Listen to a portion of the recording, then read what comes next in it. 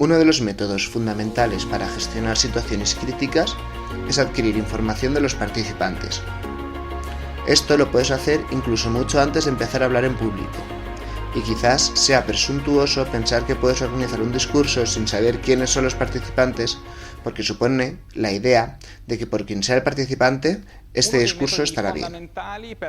Escuchar a los participantes es esencial. Obviamente, no siempre tenemos métodos para adquirir información de los participantes.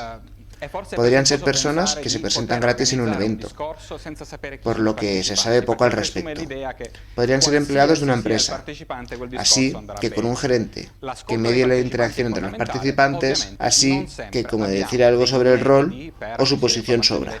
Aquí, sin embargo, en la mayoría de los casos, cuando eres el presentador de un evento, incluso si es organizado por otros, puedes hacer un cuestionario de evaluación y satisfacción. Siempre lo recomiendo y sugiero estructurar el cuestionario de satisfacción de tal manera que saque a relucir los problemas críticos y le dé al participante la oportunidad de expresar sus opiniones.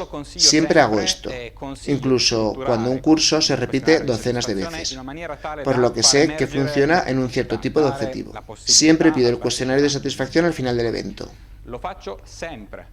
También lo pido incluso cuando llamo a un experto que es muy reconocido, bien conocido, y por lo tanto generalmente apropiado y aceptado por el grupo.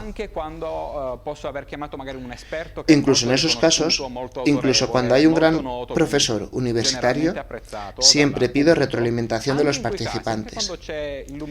Realmente lo leo, veo las preguntas y sobre todo pregunto cuáles fueron los temas críticos.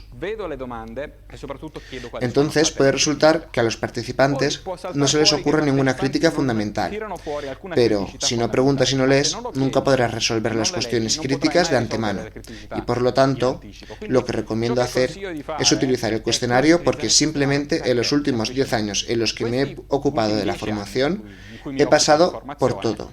Incluso eventos críticos. También ha habido participantes que han acudido a mí muy animados para formular sus propias preguntas.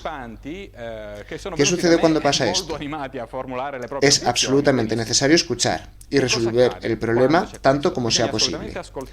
Tratar de hacer más preguntas incluso si la situación es crítica y bastante problemática. Pero tampoco debemos caer en el siguiente error.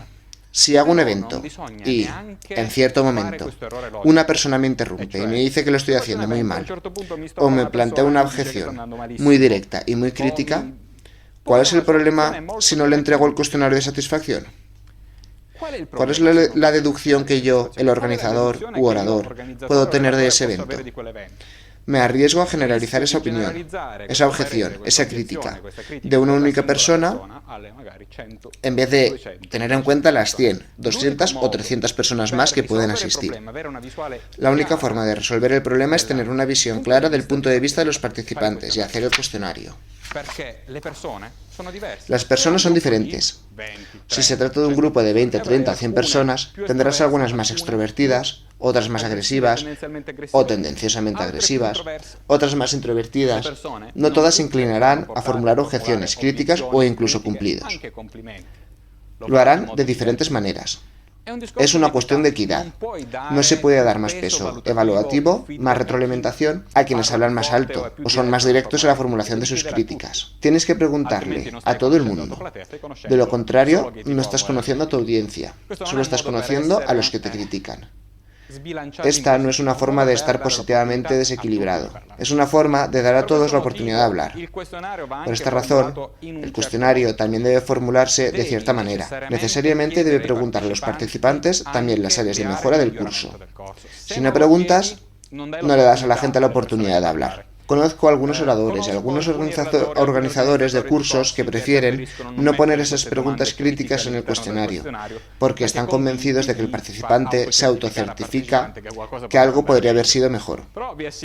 Pero te lo aseguro, hay cuestionarios con solo preguntas positivas en los que, si quiere, el participante da el feedback negativo. Si no lo escribe en el cuestionario, no significa que esa retroalimentación negativa no exista. También pueden escribirte directamente por correo electrónico o decírtelo en persona. He visto algunos cuestionarios donde la escala de calificación era de 5 a 10.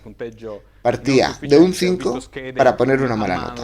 He visto tarjetas en las que se ha añadido en la escala los 4 y los 3 a mano, por lo que en cualquier caso el cuestionario es útil, y os lo aseguro. Sobre todo hay que leer la pregunta sobre las áreas de mejora, porque solo haciendo una evaluación estadística, solo haciendo una tabla resumen de las puntuaciones, se tiene una idea clara, por lo que el cuestionario debe ser similar en los diversos eventos que realices. También hay situaciones en las que eres un invitado externo, es una empresa que te llama, una organización externa. Si es posible, pide hacer el cuestionario de satisfacción.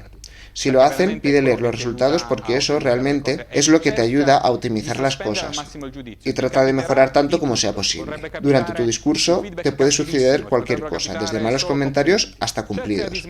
Trata de distanciarte de tus ideas y luego evalúa el peso de ese comentario. Si un comentario es realmente compartido por muchas personas, significa que no es algo accidental, por lo que hay que aprovechar para mejorar la próxima vez.